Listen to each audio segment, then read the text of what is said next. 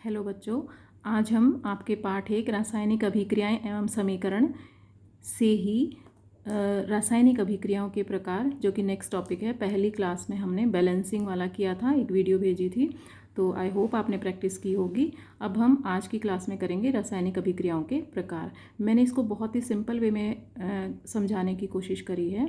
आप इसमें साथ में नोट्स भी आपके कवर हो जाएंगे। सबसे पहली अभिक्रिया है संयोजन अभिक्रिया।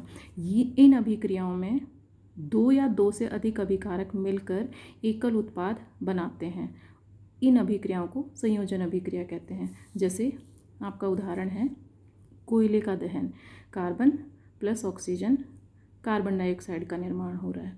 दूसरा उदाहरण है हाइड्रोजन और ऑक्सीजन मिलकर जल का निर्माण करते हैं। हाइड्रोजन प्लस ऑक्सीजन दोनों गैसें हैं और ये दोनों मिलकर जल का निर्माण कर रहे हैं, जो कि एक लिक्विड है। उसके बाद नेक्स्ट अभिक्रिया है हमारी वियोजन अभिक्रिया। वियोजन का मतलब है टूटना।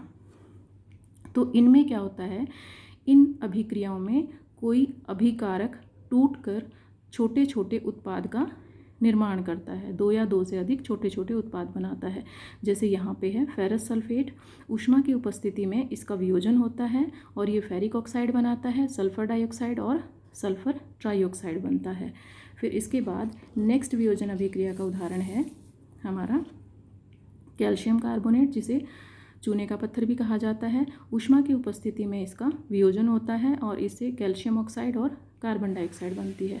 कैल्शियम ऑक्साइड को बुझा हुआ चूना भी कहा जाता है। ये नाम आपने याद रखने हैं, कई बार 1 मार्क में पूछ लिए जाते हैं।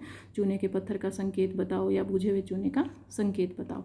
उसके बाद नेक्स्ट एग्जाम्पल है लेड नाइट्रेट। ये भी इसको हीट किया जाता है, तापन किया जाता है, तो ये लेड ऑक्साइड, नाइट्रोजन डाइऑक्साइड और ऑक्सीजन में इसका वियोजन होता है, अपघटन होता है। नेक्स्ट एग्जाम्पल है हमारा सिल्वर क्लोराइड। सूर्य के प्रकाश की उपस्थिति में इसका वियोजन होता है और ये सिल्वर और क्लोरीन में टूट जाता है।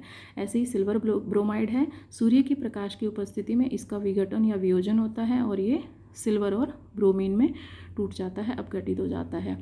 इन अभिक्रियाओं का प्रयोग शाम श्वेत फोटोग्राफी यानी कि ब्लैक एंड वाइट फोटोग्राफी में किया जाता है। अब जो सिल्वर क्लोराइड हैं और सिल्वर ब्रोमाइड हैं, इनको डार्क रंग की बोतल में डालकर रखा जाता है ताकि ये डायरेक्ट सूर्य के प्रकाश के कांटेक्ट में ना आए। नेक्स्ट प्रकार की हमारी अभिक्रिया है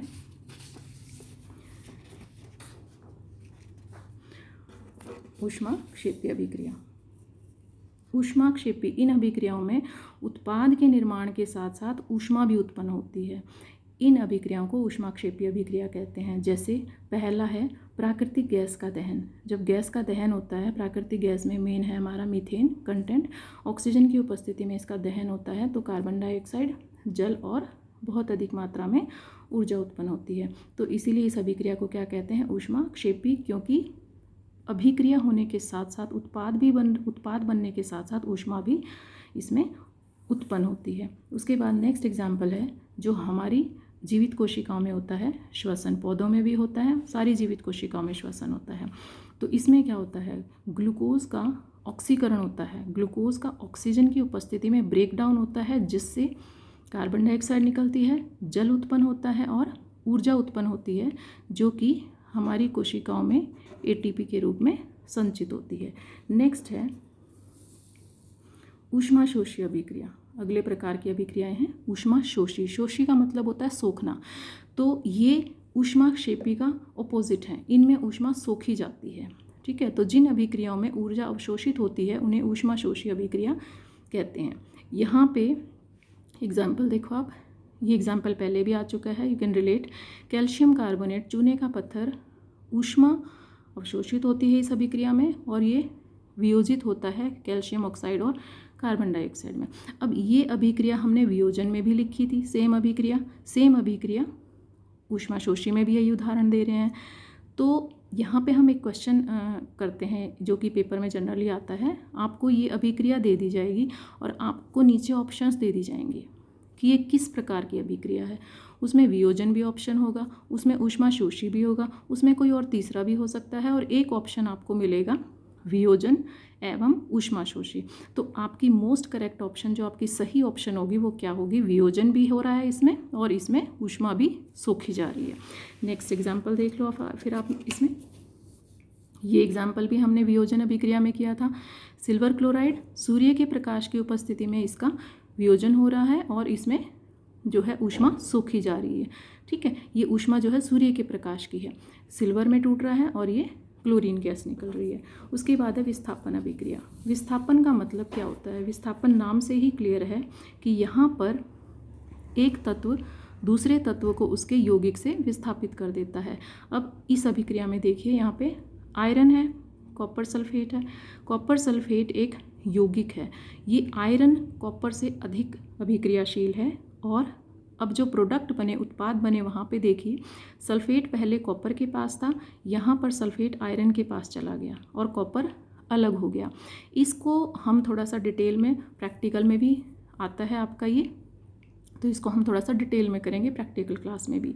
तो यहाँ पे आप समझिए इसको, ये आयरन कॉपर से अधिक अभिक्रियाशील है, इसीलिए कॉपर को उसके यौगिक से विस्थापित कर देता है।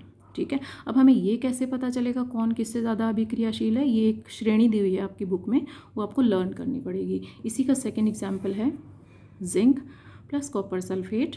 यहाँ पे क्योंकि जिंक कॉपर से अधिक अभिक्रियाशील है तो ये कॉपर को उसके यौगिक से विस्थापित करें, तो यहाँ पे जिंक सल्फेट प्लस कॉपर बन जाएगा।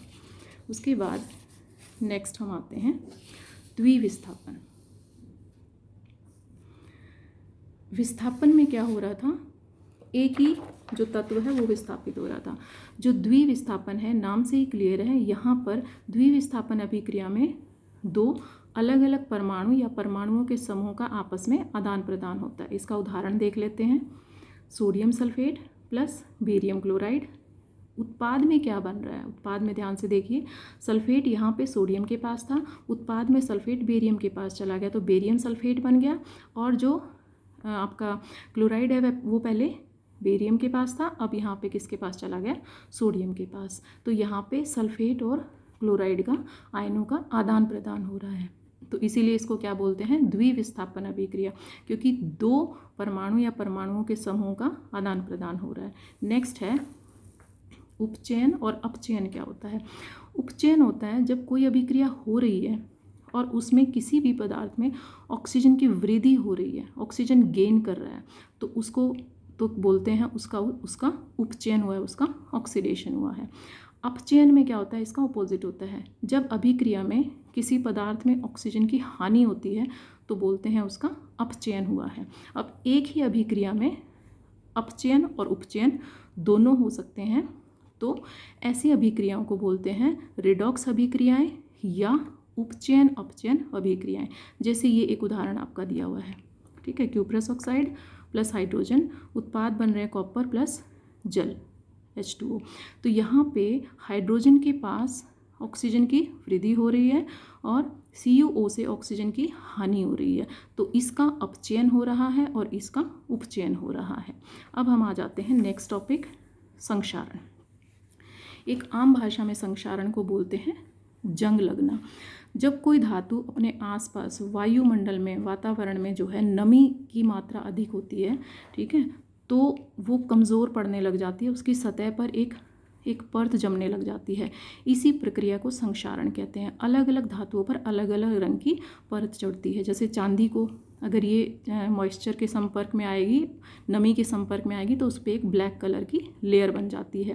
तांबे के बर्तन आपने देखे होंगे किचन में रखे रहते हैं, तो उस पर एक ग्रीन कलर की, हरे रंग की लेयर बन जाती है नमी के संपर्क में आने पर। अगर आप उसको नींबू या किसी उससे रगड़ दोगे ना, अम्लीय पदार्थ से, तो वो लेयर हट जाएगी और तांबे के बर्तन दोबारा से चमकने लग जाएंगे।